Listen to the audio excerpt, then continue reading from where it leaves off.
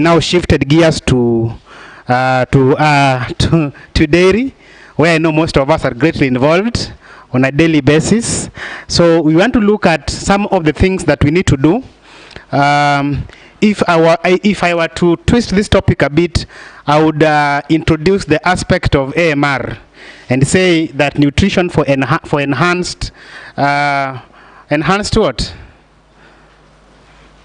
Or one of the ways that you can be able to use nutrition as opposed to indiscriminate usage of antimicrobials. It can come in so many dynamics. But I want to see if I can be able to limit myself to performance, what I call reproductive performance.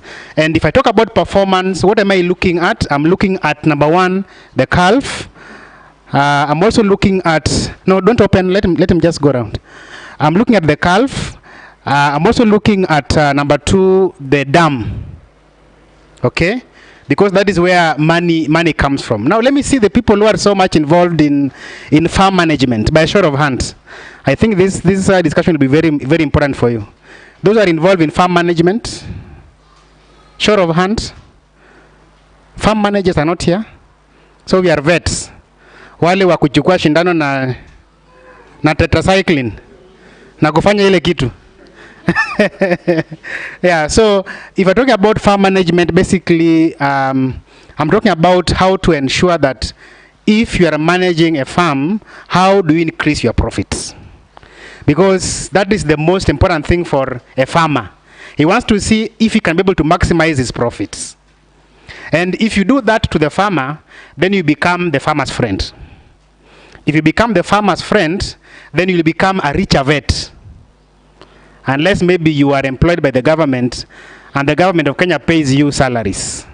But then I know that the salary of the government is normally so small, ama? Ami nakwanga mingi siku hizi. Ni mingi sana. I highly doubt if the government pays some good salaries. So in one way or the other, you might need to do some side hustle and you have to look for that farmer. Sindio? So if you become the farmer's friend by ensuring that the farmer has money in his pocket, then by default, you become a rich vet. That is what I know. But on the contrary, if you make the farmer poor, expect that will also be, and what will happen is you will be substituted with another vet who makes the farmer happy. And making the farmer happy means putting money in his pocket, correct? That is the essence of this discussion that I have here. Now, to start with, this is a stomach of a ruminant. Just pardon me, you have eaten githeri and mokimo, so it will be a little bit scientific, but I'll try to not make it too scientific for us. This is the stomach of a ruminant, correct? What comes to your mind when you see this stomach of a rumen, of a ruminant? What comes to your mind? What comes to your mind is fermentation, correct? Because it is a ruminant, it is not a monogastric. So feed gets into this into the rumen, then from there things start. Okay? We have fermentation, then we have the byproducts of fermentation, and therefore then we have the other processes that now takes effect. Of course, the ultimate thing, number one is growth, number two is repair, number three is production, number four is reproduction. Now, if you look at this diagram, you can see some arrows. And you can see where the esophagus is. So just to maybe remind us about the anatomy, the proximity of the esophagus, what happens in the rumen, then the other segments, the reticulum where it is, and how central that reticulum is in managing other diseases like TRP and all that. And then what actually I really wanted you to understand is that this rumen is not quiescent, but it is motile, correct? So that motility, that aspect of it being motile, is what helps or aids in the process of fermentation and churning of the digester that allows the digester to move from one segment to the next. Okay? Now, I'm just trying to cut something because of the interest of time. Let me take you back to the calf. If you're a farm manager, or if you're contracted to be able to advise a farm manager as a vet, the profit that this farmer will make starts from the calf. Are we together? The people who are dealing with the semen business can tell you that these days the uptake of sexed semen is really on the sindio, as opposed to kitambo, where people were not very much particular on the type and quality of the semen that they are using. Because if I may ask a question, if you are managing a farm for productivity and for profitability, where do you get the maximum returns? From where do you get maximum returns? From milk, from the sale of, not calves, heifers. That is where you get maximum profit, because it will take you less than 12 months to sell one in-calf heifer at close to 200,000. Imagine that you are selling milk, and this milk that you are selling, you see, you are selling this milk at an average of about 60 bob, is it? Here in Nyeri, per liter. Per liter? How much is one liter of milk in Nyeri? Let's work with 60. So you get 60, maybe your cow averages 30 liters. So if you multiply 30 liters by 60 bob, how much do you get? You get 18, multiply 1800 by 3 or 5 day lactation.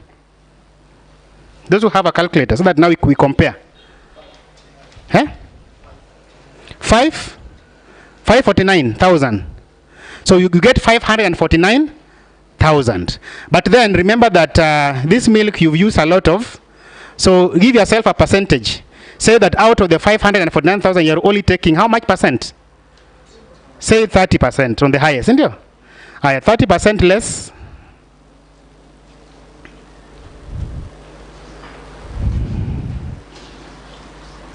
You get 164,000.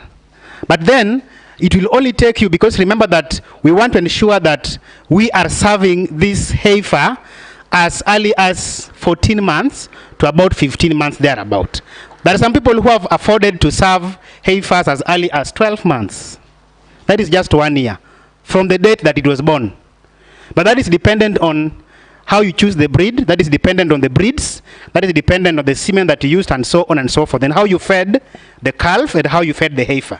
But then you see that you get maximum returns from the sale of heifers. So if you did synchronization of your herd, if you synchronized your herd, and then maybe you got calves at the same time, probably about 5 calves at the same time, and they were sexed semen. So you're going to sell heifers that are in calf at an average of about 200,000. If you multiply 200,000, that is, I'm talking about a period of how many years? 1 year. You did synchronization. Within 12 to 14 months, you have 5 heifers. Each of them you're selling at 200,000. You multiply 200 by 5. What do you get? 1 meter. Ambayo haina ile ya nani? Ya Kaisari ama nani? Ile jamaa. The tax man, Zakayo. Clean money.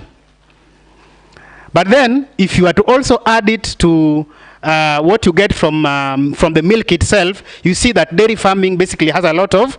But now where you get a lot of money is the sale of heifers. Now when you get now into milk production, if you want to maximize your profits, then that is what brings us to what we call farm economics. If you're targeting farm profitability, now it starts here.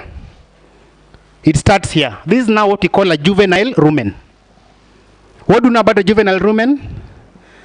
Number 1, the mucosal lining of the rumen does not have sufficient ruminal papillae. Number 2, the ruminal microbiota is significantly low. So that means that the efficacy or the efficiency of that rumen is not up to expectation. So if you're targeting to ensure that your calf is ready for service as early as 12 months to maybe about 14 months, then everything, all the processes starts with this calf rearing or calf management. What are we targeting? We know that most of the losses that farmers incur is at the weaning stage. And then many times we find that many farmers, they lose calves at the weaning stage because of what we call post-weaning stress. The question becomes, how do we manage this post-weaning stress so that we avoid loss of calves? Because if you lose one calf, you ultimately lose about close to about 200,000 worth of money, losing just one calf. Okay. Now, for the introduction bit of it, feed undergoes microbial fermentation in the four stomachs, chiefly the rumen. The rumen development is largely measured by the development of the ruminal papillae. The finger-like projections that protrude from the interior of the rumen wall increases the surface area for the rumen for greater nutrient absorption. The idea is, we want to see if that juvenile rumen can be prepared prior to the stage of weaning, so that we achieve two things. Number one, are we able to achieve longer ruminal papillae? If it is long, that means it will offer more surface area for absorption of the volatile fatty acids. Now, if also there are many, not only long, but there are many, then that means that the efficiency and the efficacy of that rumen is also enhanced. How? Let me ask you a question. If you are to take, if you refuse today to take salt for 1 week, then we predispose you to salt for 1 day or a few hours. What happens to you? You consume a lot of salt. Then in Africa wakati now, the body refuses to take more salt. Sindio?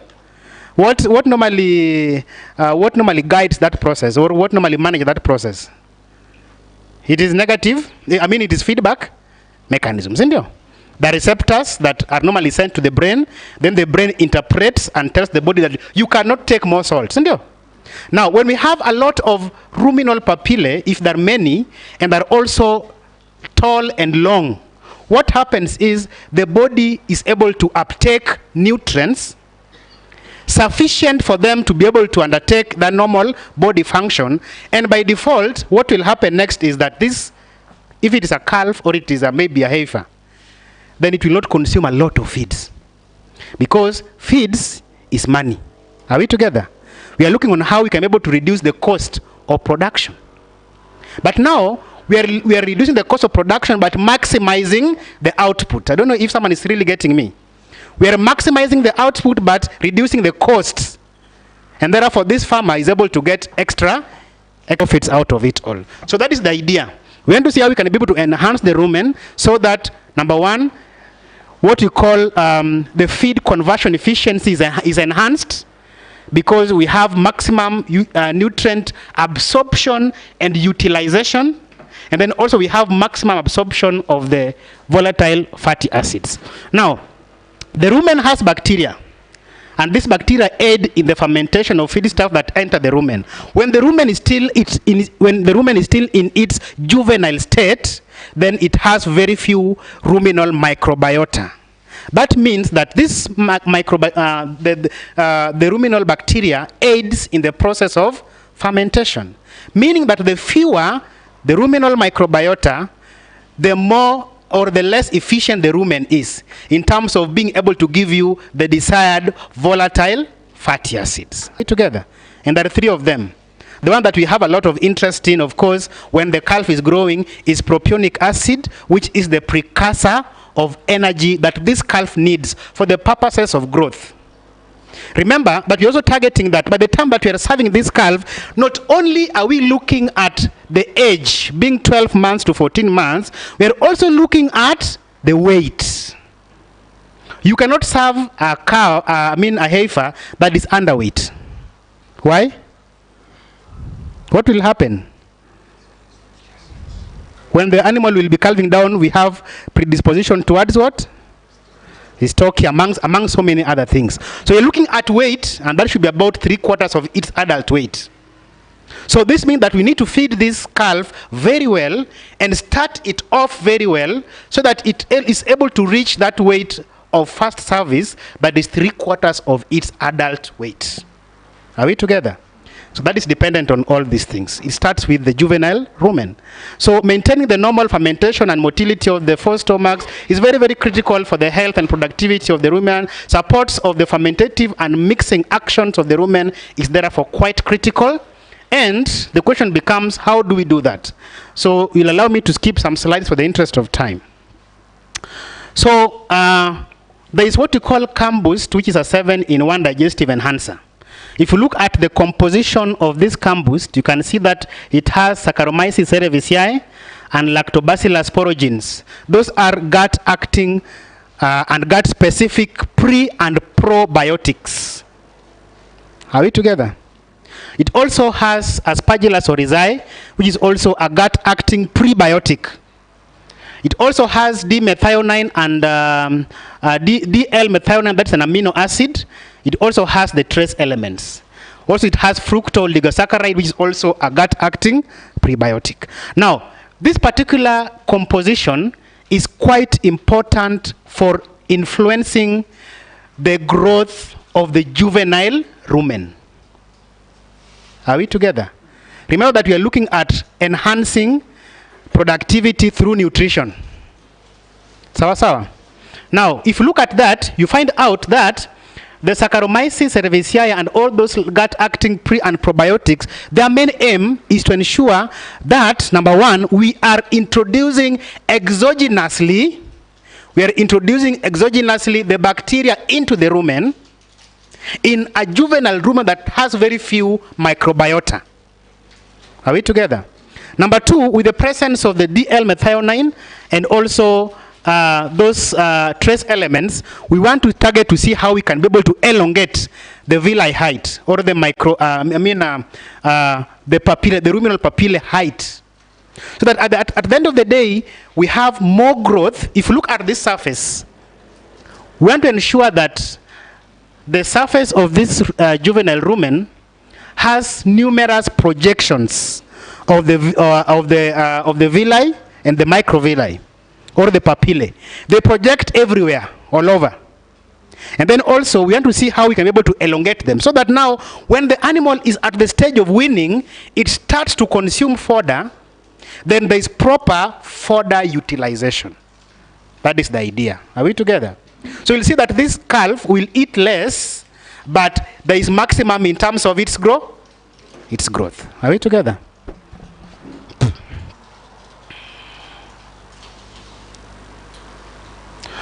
So basically, the idea of introducing this CAM-Boost at the post-weaning stage is that CAM-Boost is basically a microbial replacer for the calves. So it acts as a microbial replacer for the calves, but also it aids in improving appetite.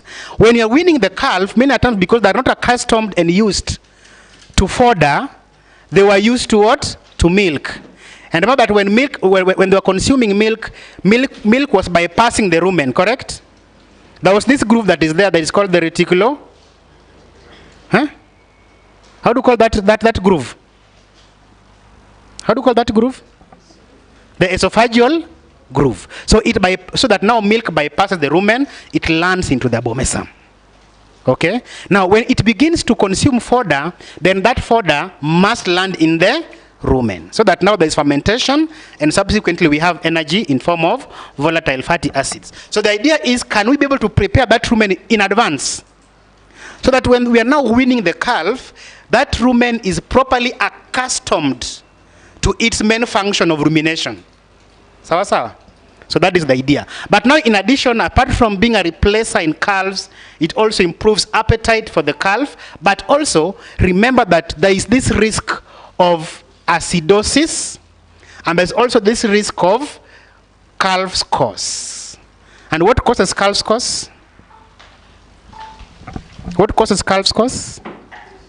Either overconsumption of milk, and what else?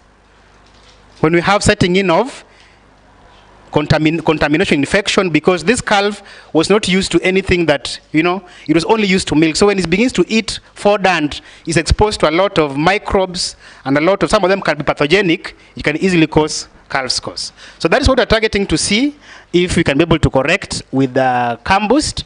So in other words, we're trying to see if we can be able to enhance the growth and also multiplication of ruminal and gut microbiota. So with the presence of the gut-acting prebiotic and probiotic, the idea is how can we increase exogenously the amount of ruminal microflora in the rumen and also be able to increase the height of the ruminal papillae. So CAM-Boost does all that, and also it restores the normal appetite within a very, very short time. But then, sometimes you find out that you wanted to maybe treat this calf because of scores. Because of in one way or the other, this animal had scores. So you have to use an antibiotic to treat. Basically the sulfur-based antibiotics.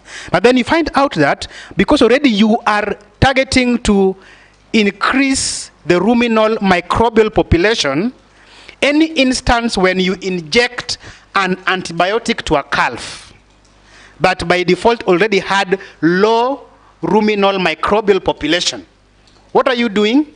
This antibiotic is not specific to microorganisms in the body. That means that even the microorganisms that are inside the rumen will as well be killed. True or false? It is non-specific.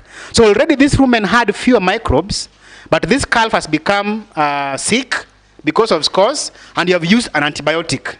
What you'll be doing is that you'll be reducing the ruminal microbial population. Therefore, with CAM-Boost, when you use it alongside antibiotic treatment, then by design, you are restoring back the lost ruminal microflora that will be killed with the action of the antibiotic. Are we together? Now, this is what we're targeting. That is a freshly culled cow. Already we are now done. The calf akosawa. The calf is now growing. We have a special target that either this calf becomes the replacement stock or this calf becomes a source of income to the farm. Are we together? And we want to target so that now this calf we don't lose this calf along the way before it is mature for the first service. So this is what we're targeting. This is our main agenda. So we are now at the stage of lactation.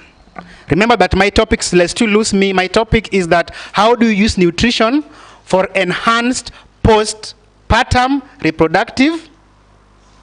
Are we together? So you're looking at after paturation. How do you use nutrition to enhance production? So I'll now take you back to the lactation cycle. This is very, very important because there are some things that must be done at particular stages of the lactation cycle. So we have 6 main phases, but we shall actually target to look at the first 4, or rather the first 5. So the first phase, phase 1, is normally called the far-off phase, which normally ends 30 days after the dry-off period. Then we have phase 2, commonly known as the close-up phase.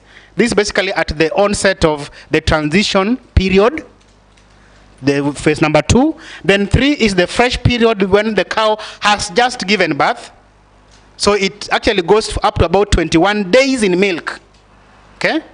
Then we have phase 4, which is the phase of peak milk production. So that is where now the farmer is waiting for the vet to assist. That is where now the vet becomes the farmer's friend. When you help him get more milk, then he gets more money, then he's happy with you. So that's what we are targeting to see. And then also phase 5 is the peak dry matter intake, which is about 90 days to about 200 days in milk. Then the tail end, or the peak tail end, is about 200 to about 300 or 3 or 5 days in lactation. So we have various targets that we normally look at when the cow just calved down. Number 1 is how do we influence mammary gland involution. Someone was asking me that we only have uterine involution. Do we also have mammary gland involution? Is it possible? If you look at the anatomy of the mammary gland, what does it contain? What are the milk secretory cells? What is their name? The alveoli, isn't it? So what happens normally is that throughout the 3 or 5 day lactation, as you keep on milking either through hand or through machine milking, there is wear and tear of the milk mammary gland alveoli cells. Are we together? So when it comes to the end of the 3 or 5 day lactation, that is why we normally offer another 60 days. So what is the purpose of the 60 days of the dry period? The main target is for involution of the mammary gland. Or else, if you don't do that, then the cow will give birth, but then the mammary gland is not much ready to aid in milk synthesis. Are we together? Now, that is the most important target during the transition period. Number 3, we are looking at sufficient nutrients for the conceptors. Remember that now, when we go towards the 5th stage and the 4th stage, you find that that's now the peak dry matter intake phase, whereby now the body is now accustomed, there is sufficient feed intake.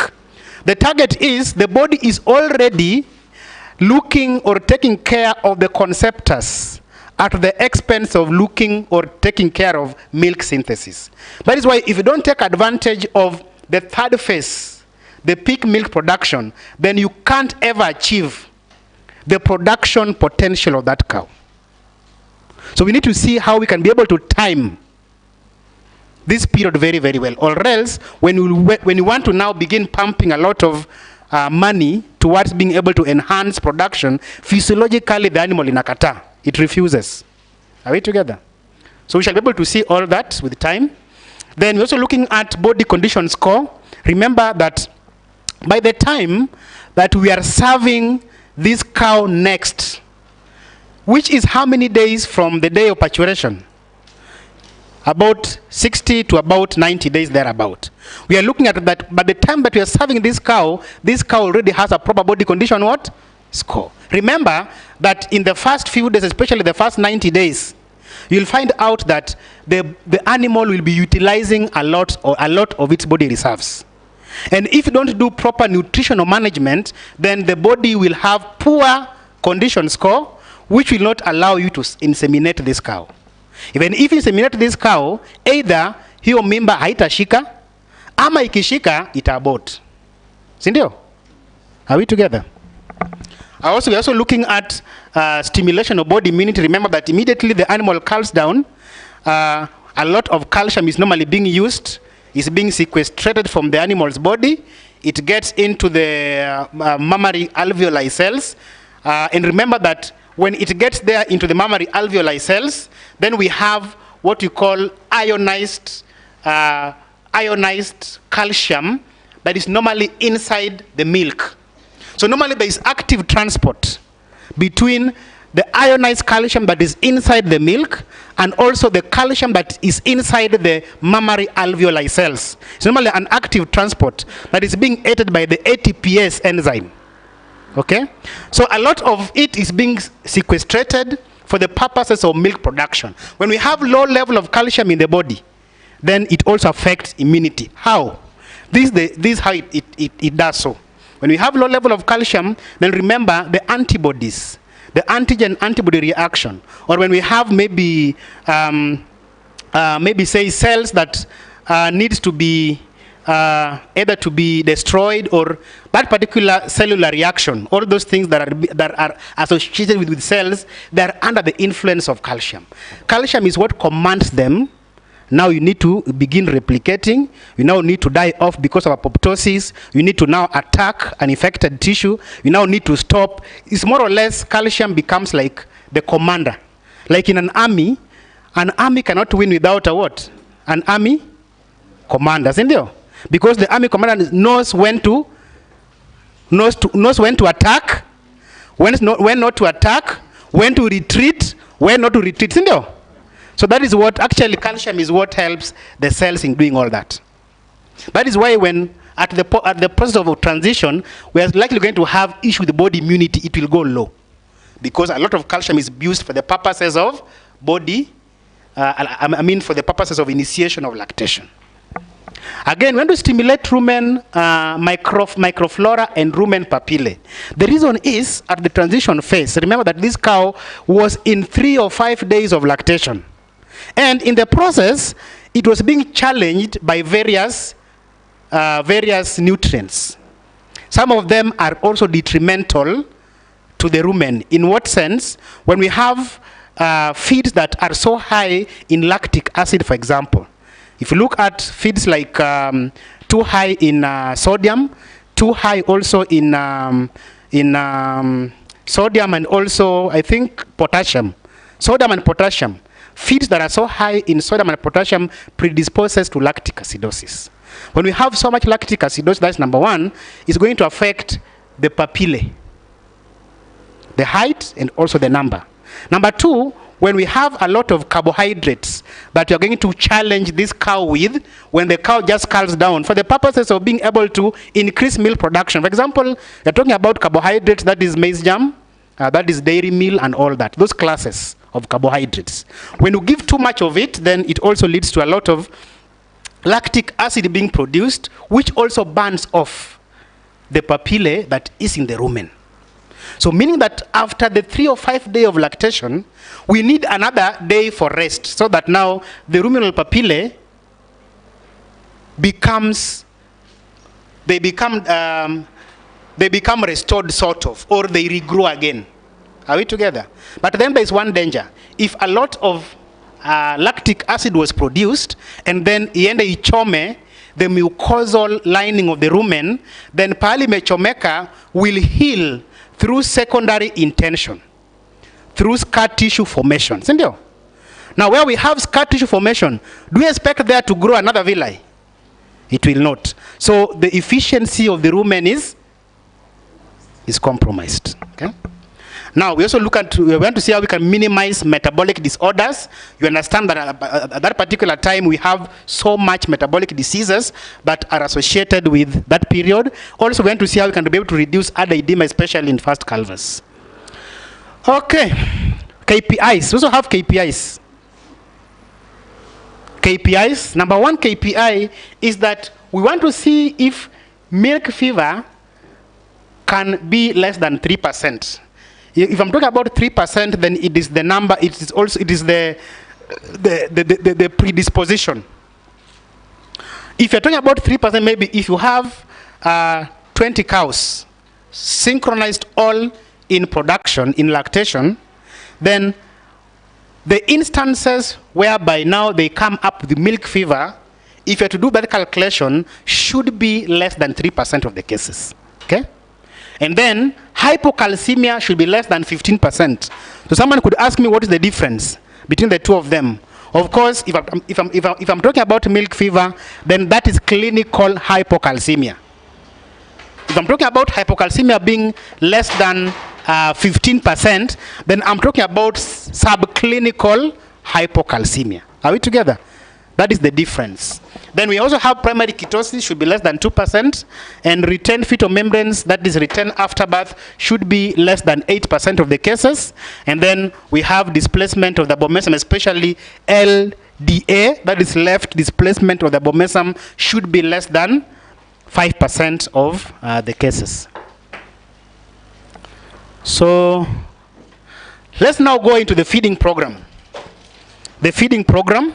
And we shall go phase by phase so that we can be able to understand how we are able to do this when the animals are now at the point of their paturation. They've already given birth. We now need to, it's like there's a problem here or something. We have lost the screen. Let me see if I'm able to restore the screen. Something has happened.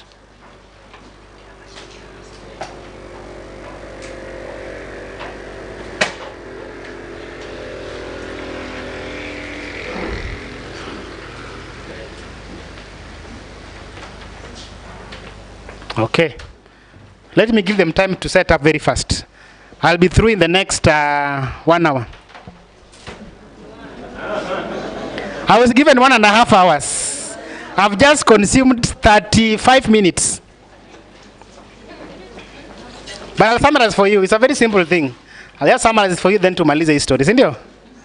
Because they're interrupting us, let me give them only 5 minutes to malize.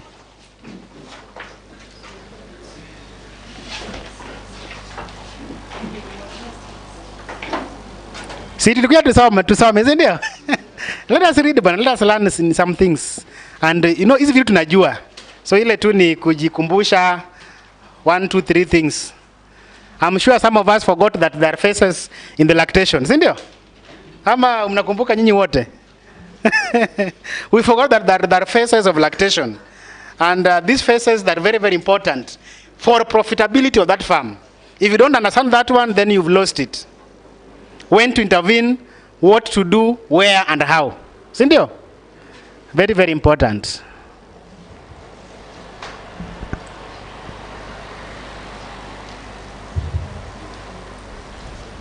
You can see we are now moving. Mic testing 1, 2.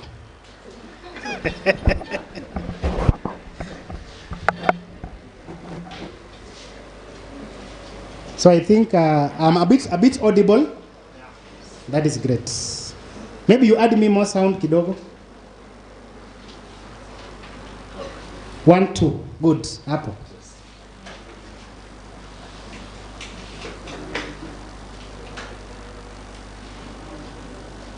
So I think we are okay. That is fair enough. Thank you very much. Thank you very much. So now let us look at the first 3 critical phases and see how we are able to maximize these phases in terms of increasing milk yield and what normally happens in those various phases. That is very, very important for us to understand. Number 1 is, or phase 1, is commonly known as the early lactation phase. Now, what happens in the early lactation phase? You find out that many a times the cows will be in state of negative energy balance. And how does that come about? This is basically a physiological process, and I'll be able to show you in a diagram. I don't know if I have it, I can be able to explain so that I avoid so much words. I can be able to explain that phase. I think it is here.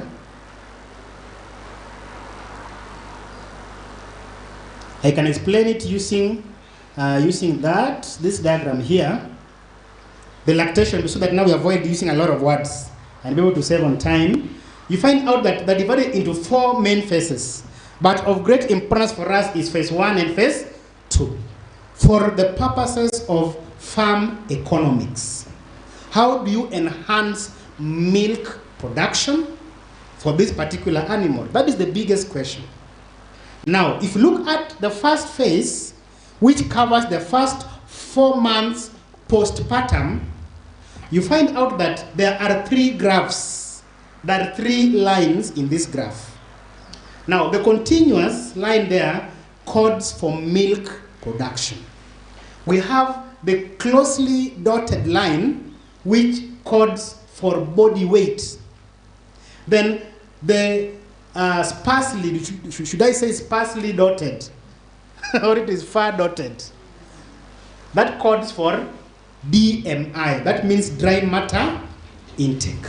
Now, if you look at that curve, how they interact, you find out that as the animal moves towards the days in milk, towards the 4th month, you realize that milk production is slowly increasing. Do you see that? And then if you look at the body weight, what is happening to body weight? It is decreasing. Then what happens to dry matter intake? It is slowly increasing. Simple. So because of that decrease in body weight, that is where our concern is. Because that is, if you don't address that, then you are missing it already. The reason is, when the animal is nearing paturation, physiologically, this animal doesn't have sufficient appetite. Okay? Now, because it doesn't have sufficient appetite, yet it is at the verge of synthesis of milk. That means for the milk to be synthesized, it needs a lot of energy. Are we together? Now, already this animal has very little appetite. It has no choice but to begin mobilizing its own body reserves as the alternative for the energy that it wants. So this decrease in body weight is as a result of the cow mobilizing its own body reserve. Are we together?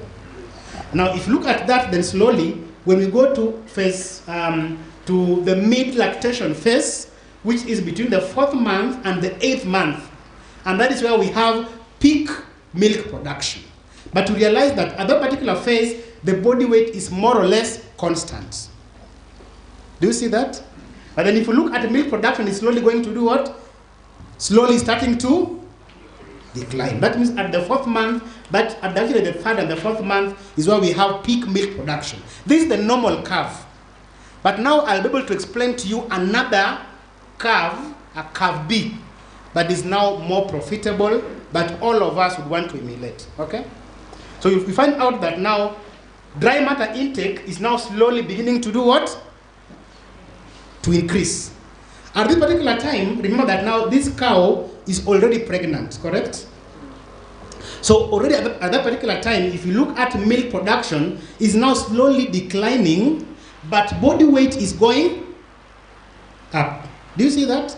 This is because already this cow is thinking about the next lactation cycle. Are we together?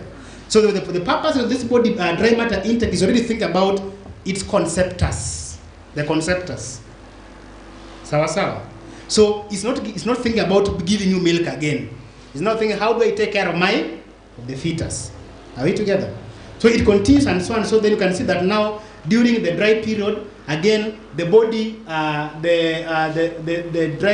dry matter intake slowly goes up, but then the body weight maximally goes so higher at the 4th lactation stage, because now this cow is heavily pregnant.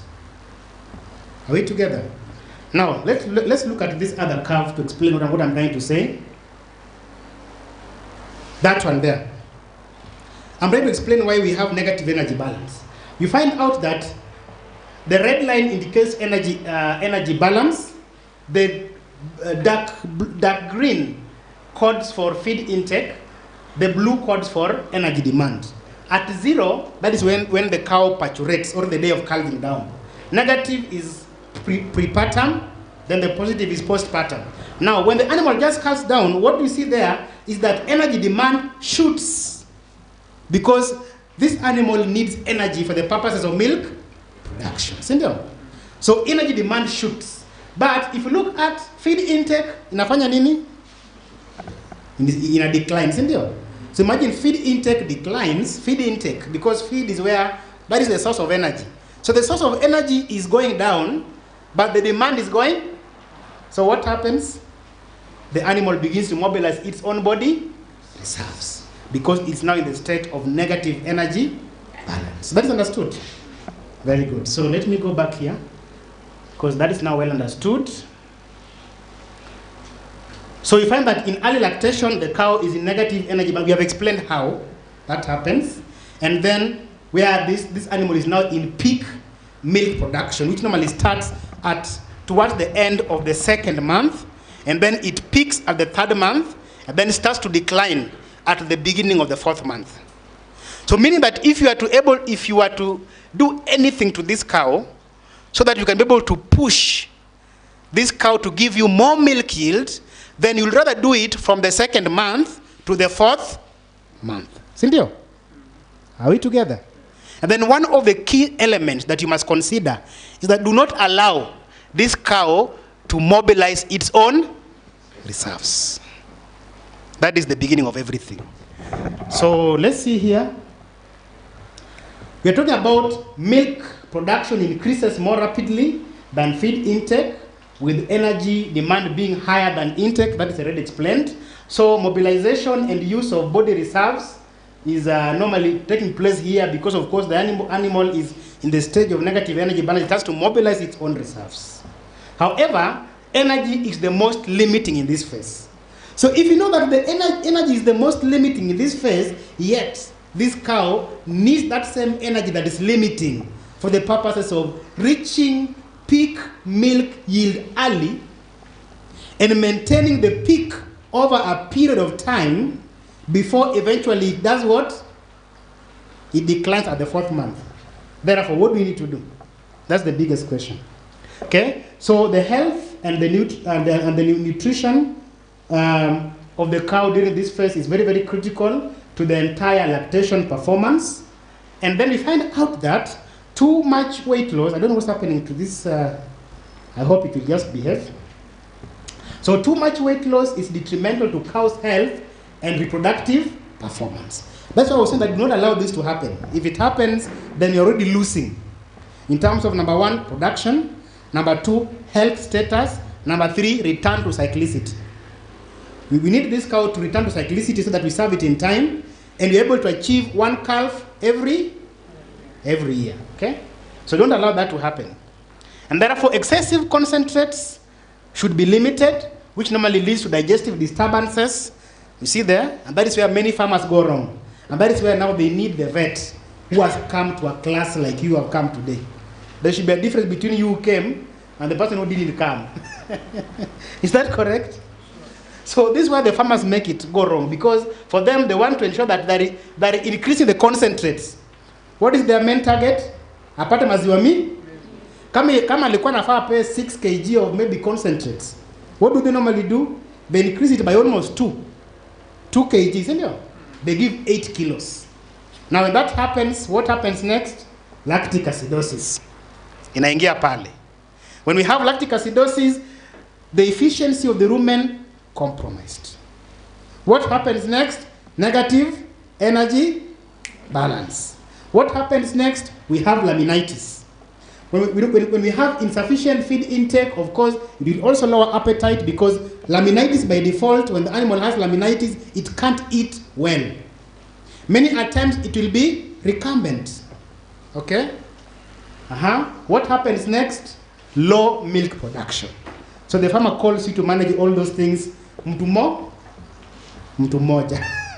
Manage all those conditions and ensure that that cow is standing up again, it is eating well, and peaking in milk production. Now, when you subject a farmer to all these problems, and you have to dig deep, the farmer has to dig deeper into his pockets to pay you.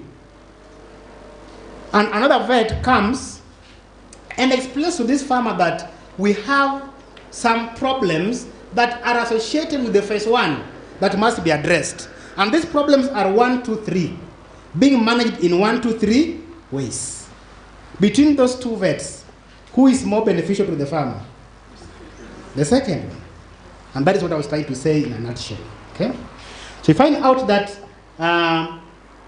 sometimes when at the expenses of being able to use excessive concentrates, scientists have now been able to come up with various means of being able to now substitute the concentrates because of all those digestive disturbances that are associated with over-consumption of concentrates. Are we together? So that is now where now the vet comes in. A vet who wants to make his career more exciting and is not very much interested in injecting cows. You know, I was telling some other my colleagues someday that these days, let me tell you, people are becoming more knowledgeable, and they don't want to eat even meat and even milk that has antibiotic residues. True or false? And machines are being developed that has the capacity to be able to detect traces of antimicrobials in meat or even in milk. A time will come when your milk will not be bought because of residues of antimicrobials.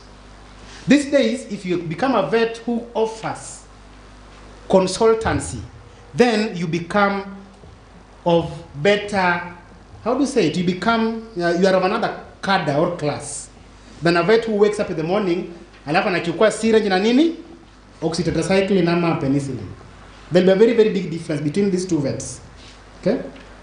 So now, these days, we have some supplements that have been developed at the expense of you using a lot of excessive concentrates. Of course, the idea is this animal is in negative energy balance, but it needs the energy for milk production. So there will be low milk yield. The farmer is tempted to use excess concentrates. But here are the repercussions. So instead, we have some nutrients that are high in fats that are now being used at the expense of using the concentrates. You use fats instead. Now, if you remember your studies in school, you remember that fats, when they are metabolized, then they have the capacity to give you over 3 times as much energy in form of kilojoules compared to concentrates. Those who remember their classes in nutrition. If you metabolize fats, you get 3 times as much energy compared to the concentrates, correct? Now, what is the idea? The idea is the animal is in the stage of negative energy, so the idea is energy. When they're using those excessive concentrates and dairy meal and all those things, their main target is energy, nothing else. But because we have serious consequences and repercussions when we use excessive of the concentrates, then alternatives have been developed so that now you're able to use fats, you get 3 times as much energy.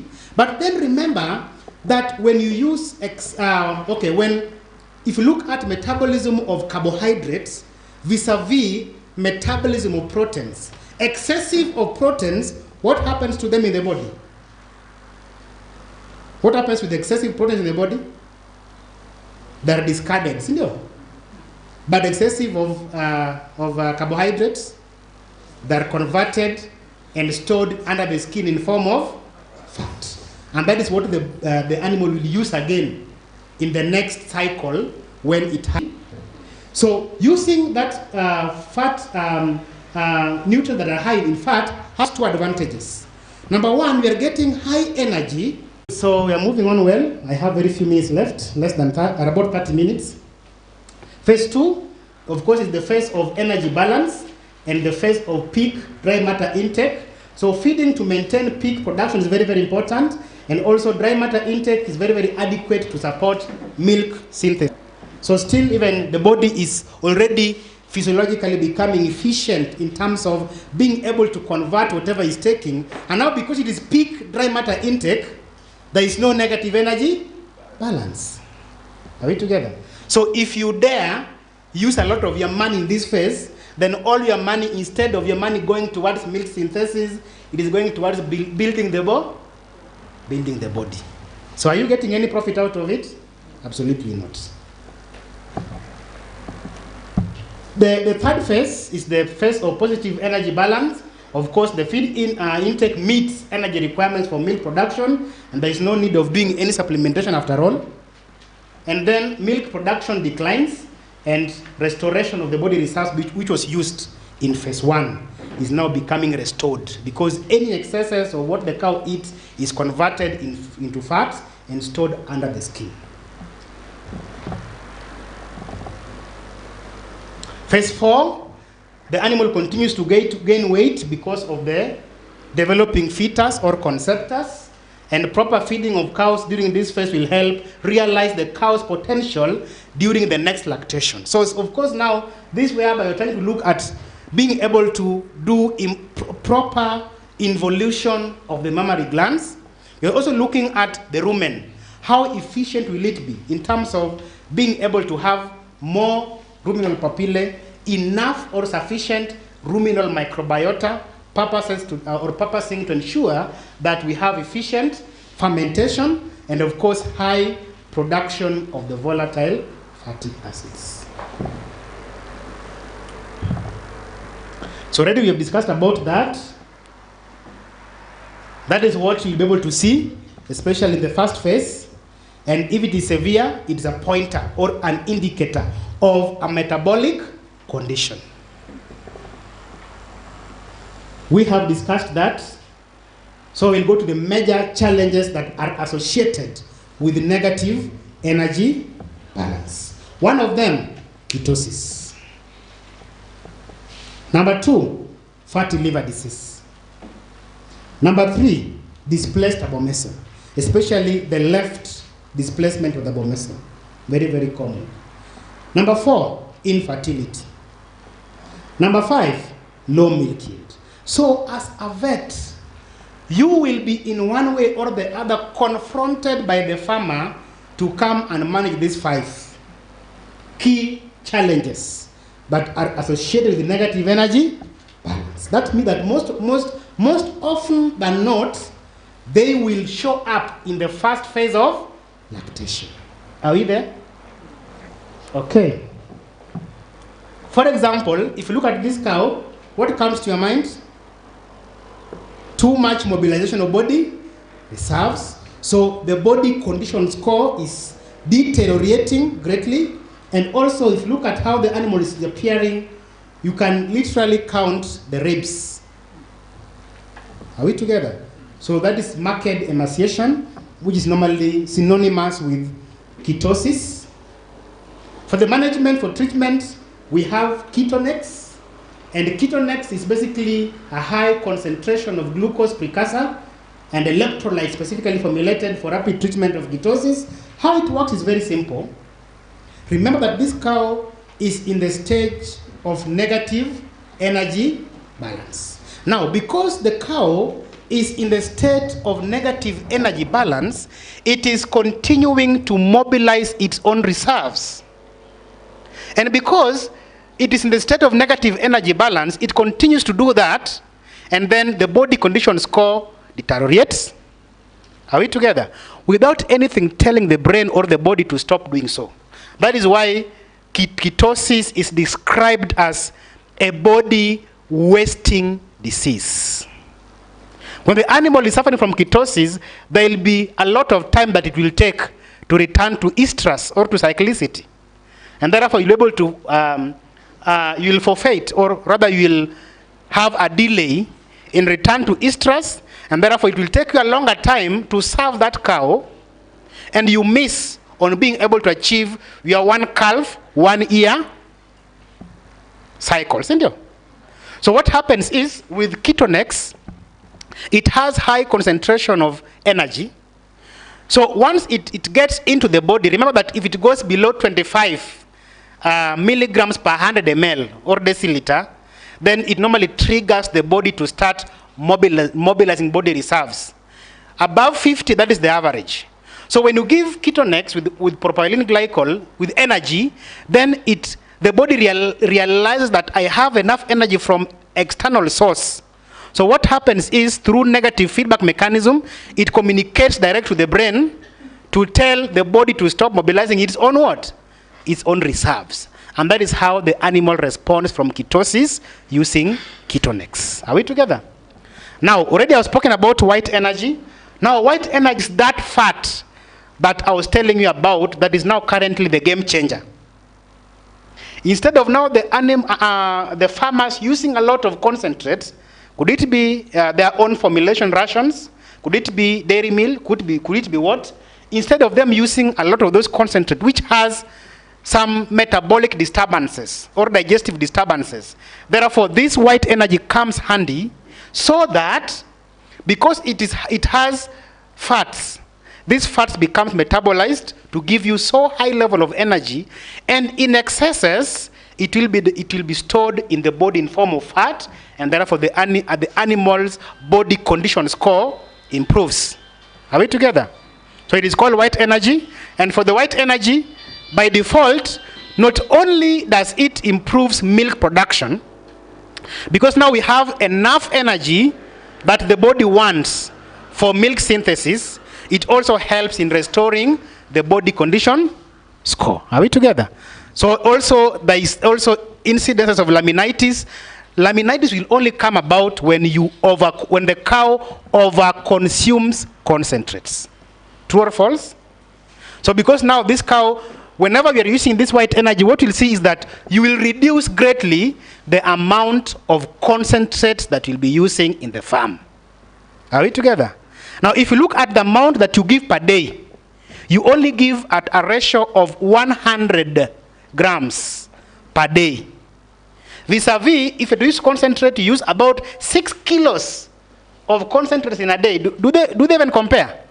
Imagine 100 grams vis-a-vis 6 kilos. They don't even compare, sindio? So it tells you how strong this white energy is in terms of being able to help you manage the metabolic disturbances, same time improving milk production. And because now there will be proper body conditions called, you can now serve this cow at the right time. Sawa. So it has so many advantages. Already I've spoken about those advantages. And then let me talk about laminitis as I now near to finish. Also, this is a very, very critical problem that normally is associated with the transition phase, and also it is also associated with too much overconsumption of concentrates. Now, most of your problems, you will be told to come and advise the farmer or to come and manage in a farm will be related to metabolic disturbances. Are we together? Are we together? Okay, now, laminitis is basically a metabolic disorder of the corium of the digits, causing a lot of discomfort to dairy cows. And laminitis affects the lamellae of the claw. This is the dorsal wall of the claw and is recognized by a buccal toe. So if you go to a farm and you see an animal that is walking kana kwamba itaki, buccal toe, nile inakaa hivi. Ile mtu ambaye amevaa sharpshooter. Unaona hiyo? If you see an animal that amevaa sharpshooter hivyo, that is very, very much synonymous of this disease, correct? So affected animals present with the soil ulcers. Sometimes you can get instances of soil hemorrhages and also commonly called the white line disease in dairy cows. So the prevalence of these lesions is closely related to breeding, management, and also the environment. So of course, if I talk about management, then is what many times the farmers do. So ng'ombe yangu imenipatia 50 liters. Kama ni 50, if I'm giving them 6 kg, if it is 50, if I add 3 more kilos, you understand the concept? The reasoning of farmers, If at 50, it is 6 kilos. If I add 3 more, then this comes about. Okay? Then nutrition, disease, management, and behavior appear to be closely involved in the pathogenesis of this disease. So this is just a pictorial that tries to simplify what I'm saying. And many a times you'll find that the animal will be in that posture, more or less as if it has an act. Go to a farm and you see that the animal that you are being called to come and manage is in this posture, then one of the DDXs that you'll be dealing with, of course, will be laminitis. Correct? The other one will be? Will be? Hardware disease, correct. How do you differentiate between hardware disease and laminitis? You do a test by the name Withers test. If the test is negative, then it is confirmatory for a problem with the limbs. If the test is positive, then it is confirmatory for hardware disease. Okay? So that's what we'll see, and that is what you'll do. If you now do physical examination, then your target will be the corium of the hoof. What are you looking at? You're looking at elements of inflammation. If you look at the area around the sole, you're looking at petechiations or petechiohemorrhages or ulcerations around the sole. And then if it is confirmatory for that, then it tells you that that is basically an acute case of laminitis. When you get a buccal toe, your sharpshooter, that is pathognomonic for a chronic case of laminitis. And of course, you'll be forced to do hoof trimming. Good, so that is what we're looking at. Of course, the animal is in that posture. It is having an act back. You have to confirm, are you dealing with a hardware disease or are you dealing with a case of laminitis? So, what happens, or the causative agent, of course, the main thing that is associated with the laminitis, of course, it can also be through breeding. I don't know if maybe Doc told you about it in the catalog. Is it normally there in the catalog? It is there. That means that if you don't choose your breeds well, you predispose the offsprings to what? To laminitis. And that's why we said that breeding is also one of the ways with which you can predispose cows to laminitis. So you choose breeds well, look at the prevalence. Is it able to pass the genes to the next generation? So you breed against that. If the breed that you're dealing with, there is prevalence and predisposition, or there is a lot of incidences of them having laminitis, so you breed against that vice. Sindio? Then now on management, this is where it comes about. Management. That means how do you do the actual feeding? Sindio? And like I told you, what normally happens is farmers are excited because of milk production. And because they are excited about milk production, they are tempted to add the concentrates. Okay? When they have added the excess concentrates, then we have a lot of undigested carbohydrates in the rumen. Okay? What happens next? We have a lot of production of lactic acid. And remember that the rumen normally is in the pH of near neutral, about 6.5 to about 7 in terms of pH. Now, when we have overproduction of lactic acid, it lowers the pH of the rumen towards acidity. Now, that is where now you begin to now damage the papillae. You begin to kill off the microflora that is inside the rumen. Remember that we have two categories of the ruminal microbiota. We have the gram-negative and we have the gram-positive. But they're all beneficial bacteria. But then they normally exist, or they normally coexist at neutral pH. Now, because of too much production of lactic acid, now the rumen are shifted towards acidity. Then that means that the balance between the gram-negative and the gram-positive cannot be at equilibrium, correct? Are we together?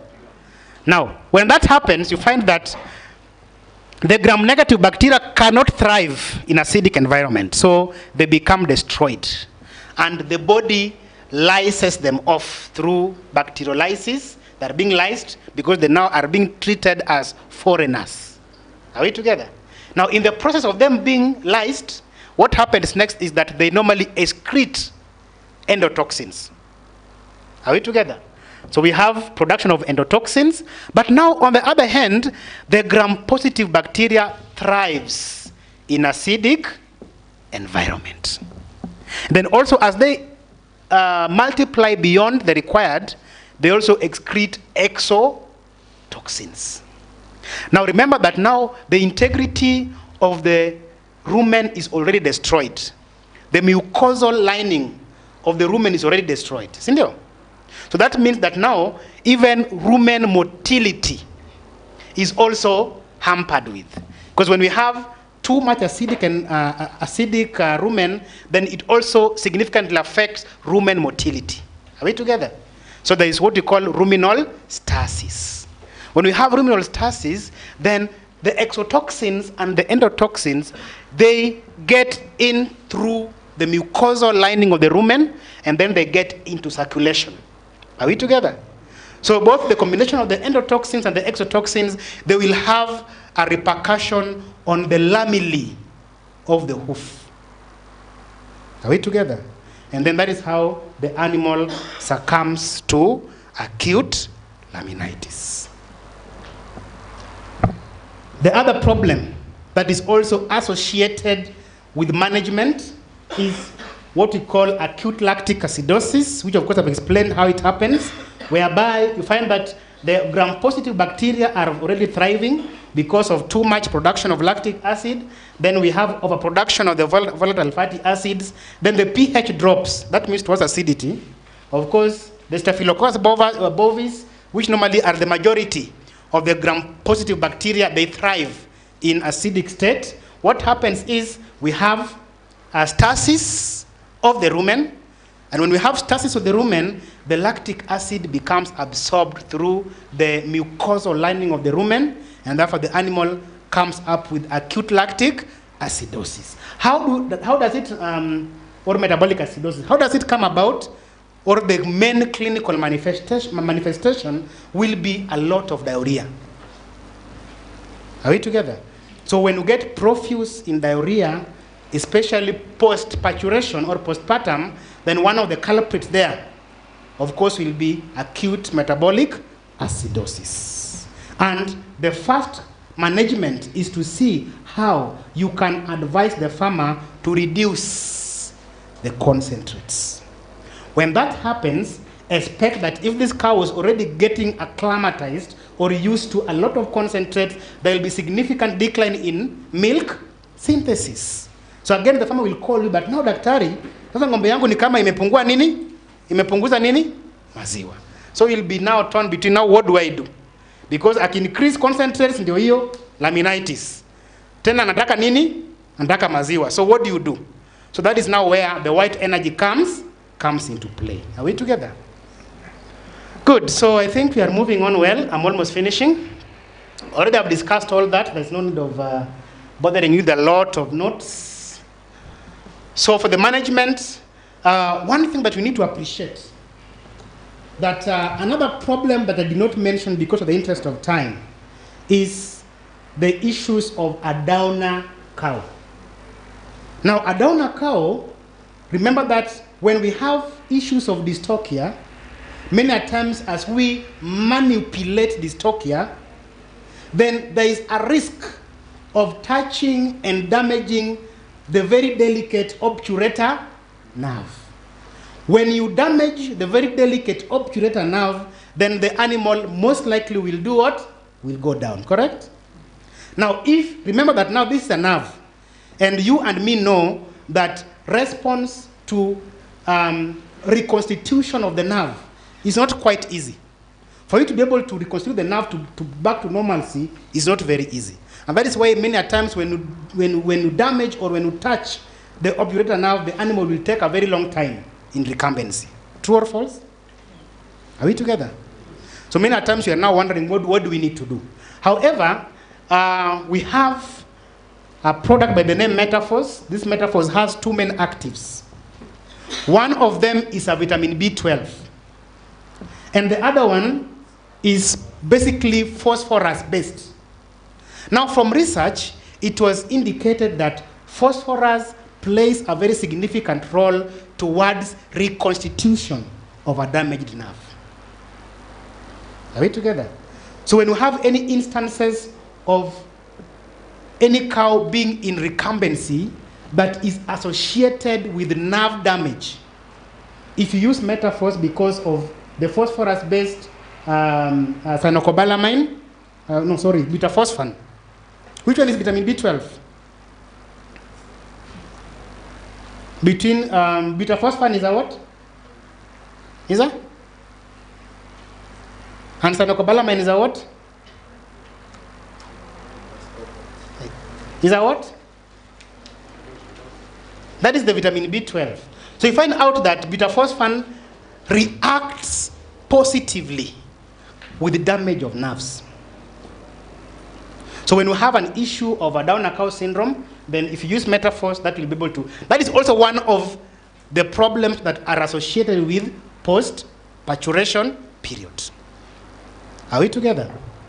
Now, if I really have enough time, I could have explained more, but kindly bear with us.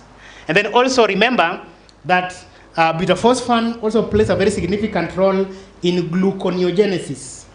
Remember that?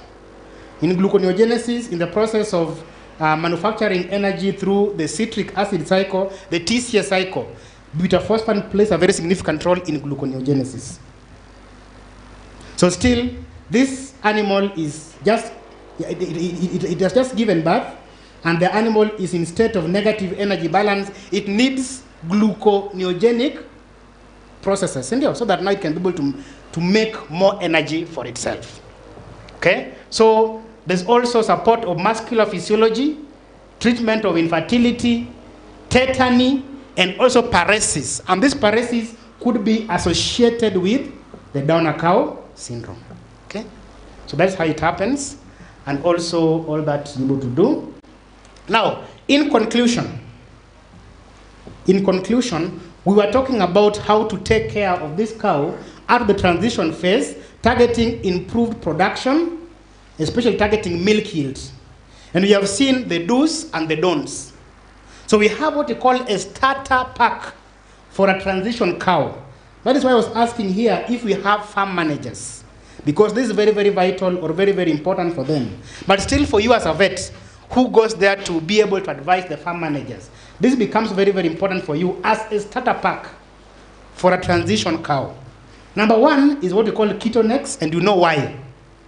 This animal will basically suffer from ketosis, and ketosis is a body wasting disease. And when we have ketosis, there will be reduction in milk production. So as one of the starter packs that we need for that particular purpose is ketonex. Then also we have white energy. I've explained why you need white energy. Of course, it's negative energy balance, and also being able to increase on energy because of negative energy balance and milk production. Then also to correct body condition score, because the body weight is going down, but the demand for energy is going up. Many a times farmers are tempted to use a lot of concentrates that has metabolic problems, which we want to target. That is the reason as to why we need white energy. Then supercal. Somebody was asking me somewhere there about issues of milk fever, and also how many a times they normally come back. You know, they relapse a lot. You try to treat them by the relapse. If only I was given a lot of time, I could have explained this. However, in a nutshell, remember that, number one, on instances of milk fever, many a times we vets, we normally tell farmers to give some calcium pre-partum. But in essence, the animal does not need more than 50 grams of calcium pre-partum. And remember that basically calcium is very, very important for all nerve transmission pathways, for even the neurotransmitters, for example, acetylcholine, the ACH, which is one of the very important neurotransmitters. They work under the influence of calcium. So you can't totally remove out calcium from the equation, but we say that please reduce it to about 50 grams a day. Sindio? For the purposes of body maintenance. But then some of us, we give a lot of calcium pre-partum. Then what happens is, if maybe I had enough time, I could have explained this, we find out that calcium hemostasis is under the influence of, the body normally takes care of its own calcium hemostasis using the PTH hormone, the parathyroid hormone, sindio? Which is being produced in the thyroid gland. Are we together? So when we have decrease in calcium production in the body, or presence of ionized, blood ionized calcium, and normally the blood ionized calcium is normally between 2.0 to about 2.5. If it falls below 1 millimoles, then the animal suffers hypocalcemia. And then it triggers the PTH hormone to be released from the thyroid gland. And then the PTH hormones acts on the liver, it acts on the kidney surfaces, where it stimulates the release of the 1,2,5-hydroxyvitamin D, which now helps in sequestration of calcium from the intestines. Again, the PTH hormone acts on the osteoclast and the osteoblast. You understand how that normally happens. So, supercal is very, very important because it gives calcium slow release. The biggest problem with many of us vets, why we normally have issues of relapse in milk fever, is because you go and give an intravenous calcium borogluconate, but then if you are very, very keen enough, if you are very, very keen on studies, can you go and find out if that calcium borogluconate, the injectable version, has a specific dosage? Ukipata, please, I'll give you a present. You'll come and look for me. It doesn't have. Sindio? What do many vets do? You give it until it does what? Hey, it stands up. The miracle drug.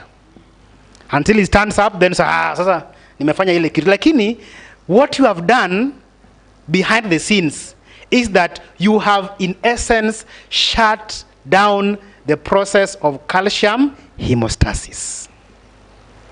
Now, immediately that calcium borogluconate is over, because it undergoes circulation into the liver, it is being metabolized, in excess is being removed out.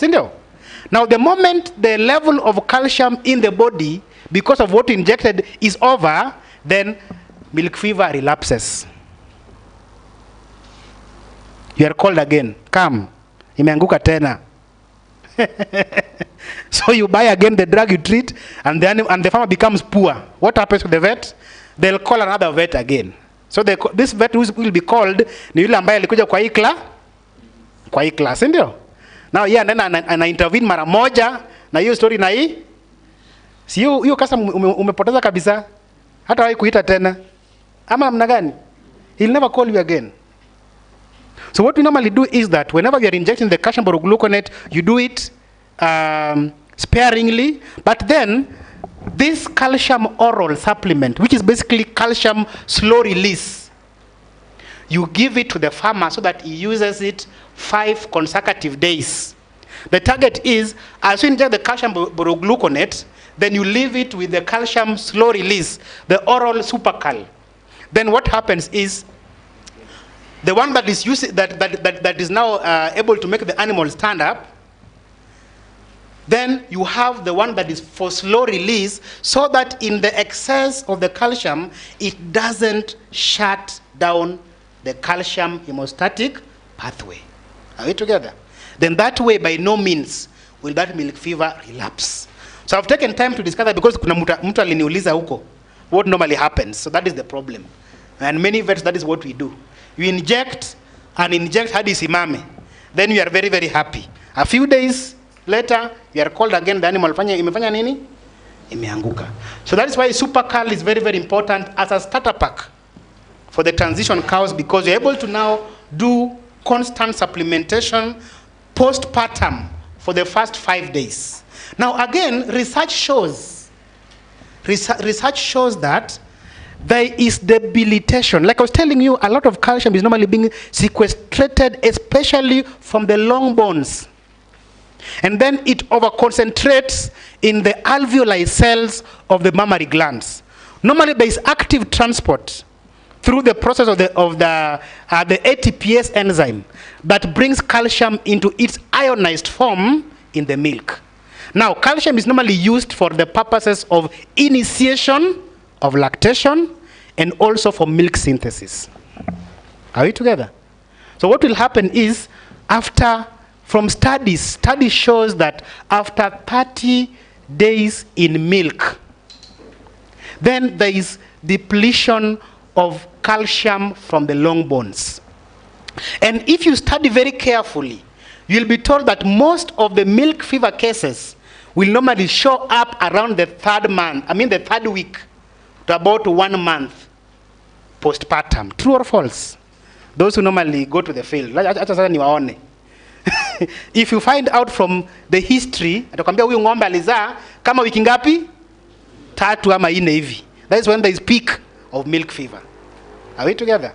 And that is why we normally now use that Supercal, because it is a calcium slow release. Your target is not to substitute calcium hemostatic process, but your target is to complement calcium hemostasis.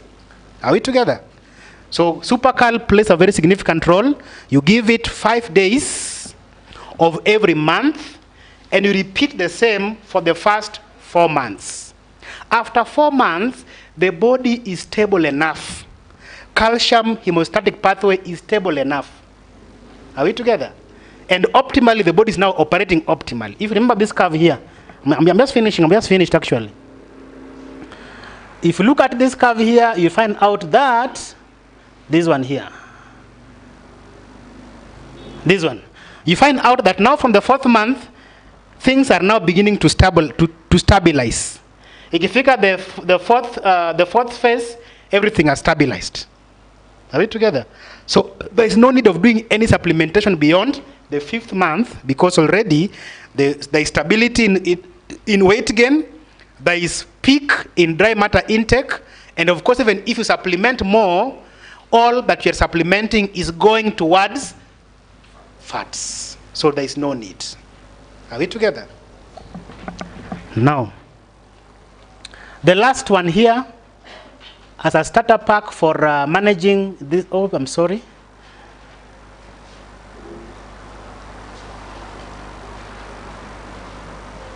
Let me just go there.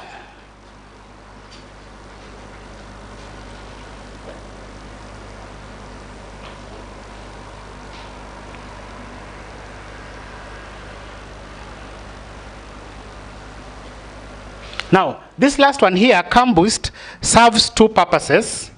The first purpose is to ensure that your calf is developing properly, because that is the future what? Future herd. Sindio? And also it's the main source of income in any dairy farm, sale of heifers. But then also, this Calm Boost plays a very significant role. Remember this, in the fourth phase, where we have the fetus or the conceptus growing at a very fast speed. By the way, you find that the conceptus grows at an average of 0.8 kg in a day. Phase 4. 0.8 kg in a day.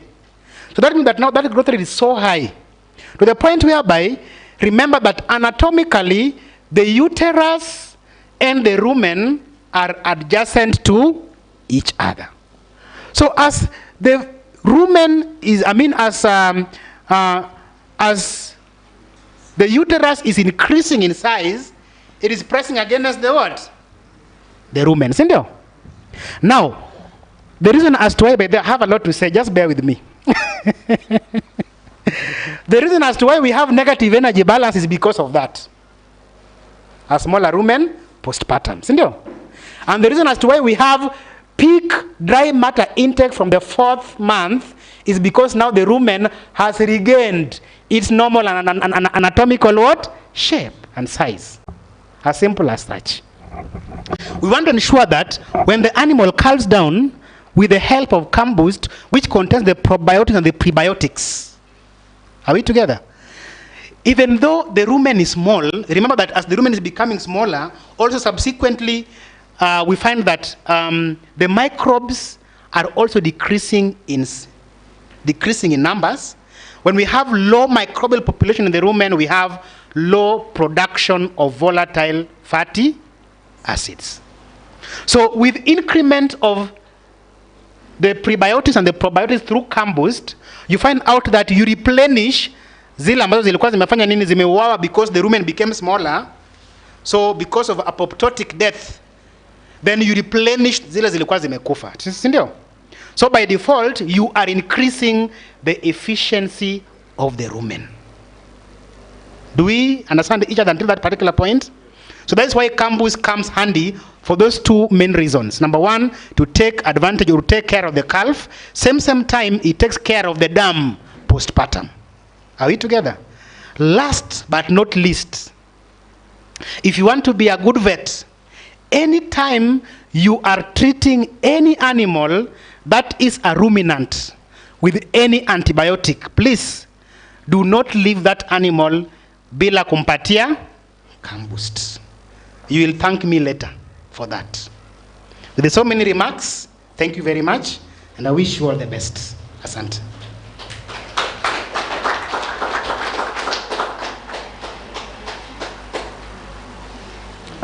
I'll pick one or two questions.